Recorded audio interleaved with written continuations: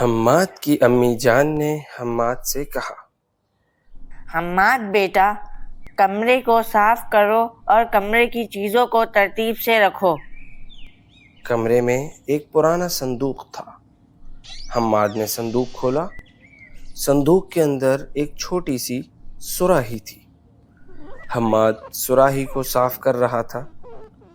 اچانک سراہی ہلنے لگی۔ سراہی سے دھواں بھی نکل رہا تھا۔ حماد ڈر گیا۔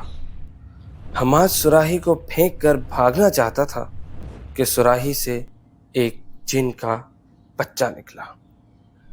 چھوٹے جن نے حماد سے کہا، حماد، تم مجھ سے مت ڈرو، میں اس سراہی کا جن ہوں۔ میرا نام ننھا جن ہے۔ میں سراہی میں قید تھا، تم نے مجھے آزاد کیا، تمہارا شکریہ۔ اب میں تمہارا غلام ہوں، تم جو کہو گے میں مانوں گا۔ حماد یہ سن کر بے حد خوش ہوا۔ حماد نے ننھے جن سے کہا، اچھا تم اس کمرے کو صاف کر دو، میں اپنے کمرے میں جا رہا ہوں، صفائی کے بعد تم میرے کمرے میں آ جانا۔ ننھا جن چیزوں کو صندوق میں رکھنے لگا۔ چیزیں وزنی تھیں، وہ چیزوں کو نہ اٹھا سکا۔ تنگ آ کر وہ حماد کے کمرے میں چلا گیا۔ حماد نے ننھے جن سے کہا، تم میرا ریاضی کا کام کرو، یہ سوالات حل کرو۔ ننھے جن کو ریاضی نہیں آتی تھی۔ اس نے سوالات حل کرنے کی کوشش کی، لیکن وہ کوشش کے باوجود سوالات حل نہ کر سکا۔ حماد صبح اسکول جانے کے لیے گھر سے نکلا۔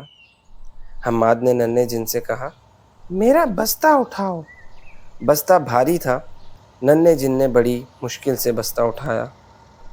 پہلے سبق میں استاد صاحب نے حماد کی ریاضی کی کاپی دیکھی تو سارے جواب غلط تھے۔ استاد صاحب غصہ ہوئے اور حماد کی کاپی پر 0 لکھ دیا۔ حماد شرمندہ ہوا۔ جب حماد گھر آیا تو اس کی امی جان غصہ ہوئی کیونکہ اس نے کمرہ صاف نہیں کیا تھا، اور کہنے لگی، تم نے اپنا کمرہ صاف نہیں کیا، تمہاری سزا یہ ہے کہ اب تمہیں پورا ہفتہ جیب خرچ نہیں ملے گا۔ حماد نے جب اپنی امی جان کی بات سنی تو رونے لگا اور بہت پریشان ہوا۔ حماد نے اپنا کمرہ صاف کیا، کمرے میں بکھری تمام چیزوں کو ان کی جگہوں پر رکھا، اور پھر حماد نے امی جان سے وعدہ کیا، میں آئندہ اپنے سارے کام خود کیا کروں گا، کسی اور سے نہیں کرواؤں گا۔ کام وہی درست انداز میں مکمل ہوتا ہے جو خود کیا جائے۔ پھر حماد نے ننھے جن کو بھی آزاد کر دیا اور ننھا جن اپنی دنیا میں واپس چلا گیا۔